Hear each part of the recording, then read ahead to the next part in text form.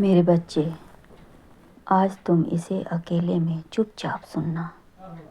यह कोई काल्पनिक संजोग नहीं मेरे बच्चे, बल्कि यह सच है कि प्रकृति हमें अकेला नहीं होने देती। सारा वैभव उस साहस से आता है जो शुरुआत करने से होता है। कल मैं दुखी था, हो सकता है कल फिर मैं दुखी हो जाऊं, परंतु आज मैं बहुत खुश हूं और मैं तुम्हें कुछ कहना चाहता हूं। मेरी कृपा तुम पर हर वक्त बनी हुई है। मैं तुम्हारे हर कार्य को बड़े ही ध्यान से देखता हूं। तुम्हारे द्वारा किए गए वह सारे कार्य खुद मेरे द्वारा किए हुए बन जाते हैं, अगर उन कार्यों को तुमने संपूर्ण ईमानदारी व परिश्रम के साथ किया हो। एक व्यक्ति अपने जीवन में कई अहम निर्णय लेता है जिनका असर उस पर और उसके आसपास रहने वाले व्यक्तियों पर भी पड़ता है। इसका मतलब यह है कि एक व्यक्ति अपने फैसलों से आसपास के लोगों को भी प्रभावित करता है। अपने साथ साथ कई और व्यक्तियों के जिंदगी का रास्ता बदलने की वो क्षमता रखता है। अपने जीवन के फैसले पूर्ण स्वतंत्रता से लेने के अधिकार के साथ ही मेरे बच्चे, उस व्यक्ति को उन फैसलों की जिम्मेदारी का भी एहसास होना जरूरी है। जैसे इस सृष्टि से जुड़े फैसले और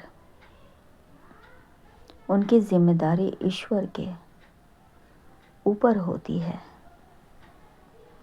ठीक वैसे ही एक व्यक्ति द्वारा लिए गए फैसलों की जिम्मेदारी भी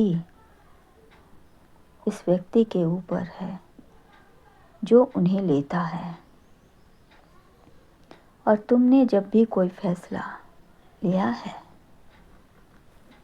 मैंने देखा है तुम स्वतंत्र रूप से उसे पूरा किए हो। मेरे बच्चे, मैं बहुत खुश हूँ हर बहुत ही चीज़ का आनंद लेते हुए। तुमने कई बार सोचा कि यदि वह सुख भी किसी और को भी मिल जाए तो कितना अच्छा होगा। तुम्हारी सोच तुम्हारे प्यारे हैं, बहुत प्यारे हैं तुम्हारी तरह से, ईमानदारी से। यदि कोई व्यक्ति तुमसे किसी चीज़ के लिए सहायता मांगता है तो तुम पूरी ईमानदारी से निभाते हो। वह व्यक्ति उन फैसलों को लेते वक्त स्वयं ईश्वर का कार्य कर रहा होता है। इसलिए उस व्यक्ति को उन फैसलों को लेते समय पूर्ण ईमानदारी और उन फैसलों पर कार्यरत होते हुए वक्तपूर्ण परिश्रम करना अत्यंत महत्वपूर्ण है।